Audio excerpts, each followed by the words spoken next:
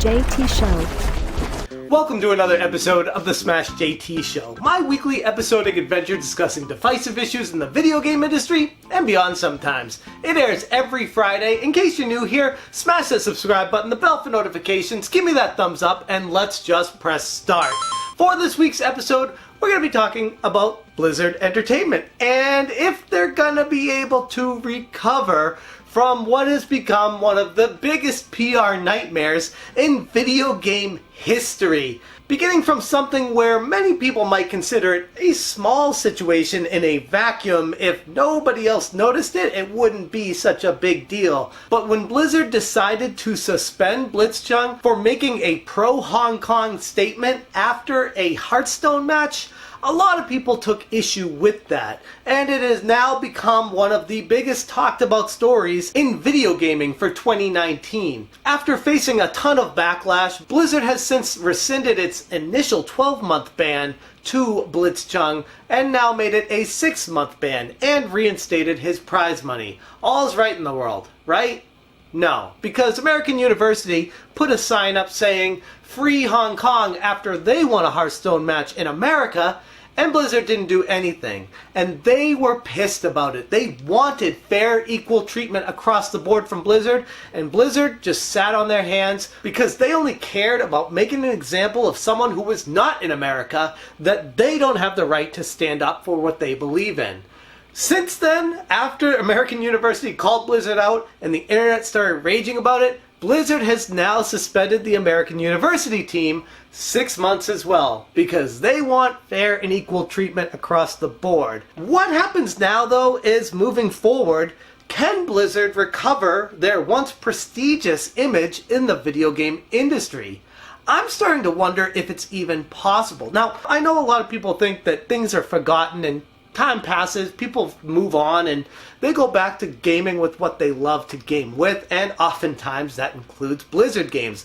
Just thinking of World of Warcraft, one of the biggest, most impactful video games in the history of the video game industry is from Blizzard. Never mind a slew of other gigantic titles. I know one of my buddies is a big fan of StarCraft. A ton of people play Hearthstone. There are so many great Blizzard games out there that people just think they're gonna just forget about what happened and go back to playing these games after a certain amount of time has passed.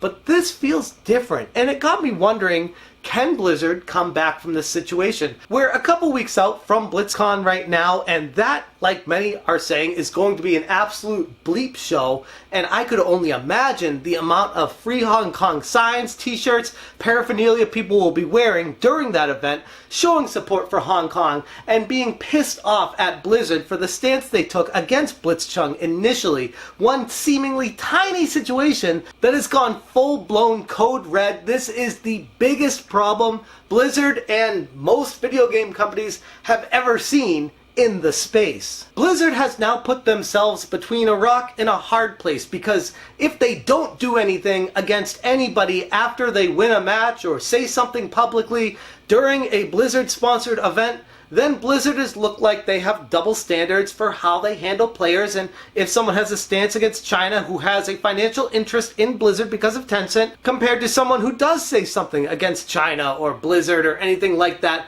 over in that area. This has created a situation where Blizzard can't win going forward. I wonder how people will handle anything Blizzard says or does publicly that says anything outside of the realm of video games, because Blizzard themselves has taken stances a pro-LGBTQ company who has a bus with a rainbow on it that cares about pride, cares about people expressing their feelings. But then when it comes to socio-political issues, they have an issue with that. Why does the line get drawn there if everybody has a voice? This is exactly why Blizzard can't win. You can't take the stance of saying every voice matters, except when you don't stand with us, or if you say something against a government that we have a financial interest to gain with, then your voice doesn't matter. In fact, the only reason your voice matters is so that we can silence it. That is a scary proposition that goes way past video games, and it transcends the entire industry, going into something much larger. And now Blizzard has postponed their 15th anniversary of World of Warcraft event in Taiwan. The company made an announcement on Facebook on October 15th, noting the event that was originally scheduled for this weekend will be held at a later date. But they didn't give a reason for why it was being postponed. Couldn't have anything to do with the backlash and the posting and how everybody is saying stand up for Hong Kong and fight back against Chinese oppression, because no, China would have nothing to do with that. Right, Blizzard? Can Blizzard come back from this? Yes, of course any company can come back from anything. It's just a matter of how much they have to do in order to gain back public favor. And in this case, I feel like the only way people would be willing to re-embrace Blizzard once again the way they used to is if Blizzard moved forward with removing J Allen Brack from being in charge of the company. This guy signed off on a letter stating, lying to everyone's face, that China had no impact on their decision to suspend or remove the prize winnings from Blizzcon.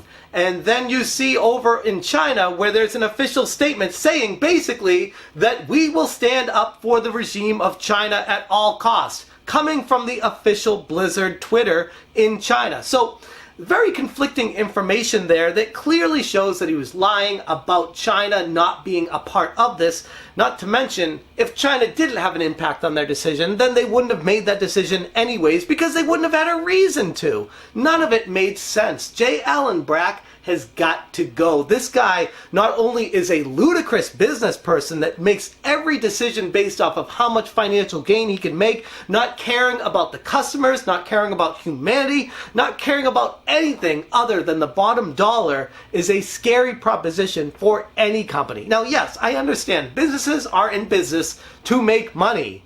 But at what cost? Where are people going to draw the line? What is okay and what is not? And because of that, in my opinion, Blizzard is only going to be able to come back from this if Brack is either fired from his position or, more likely, forced to resign. Though I wouldn't even stop at J Allen Brack, this entire company, Activision Blizzard, is one of the scummiest companies on earth. Just going back to the beginning of this year, talking about how Activision Blizzard made record profits and fired 800 employees during the same conference call, expressing how they're making so much money from all their games, but they have all these extra employees that they don't really need anymore, so they're disposable and they can get rid of them. Not just J Allen Brack, Bobby Kotnick himself clearly only care about the bottom dollar at the end of the day. And again, yes, I understand businesses are in business to make money, but at what cost? At what point are people going to stand up and say, we're not going to support your company anymore because of everything you stand for in the background?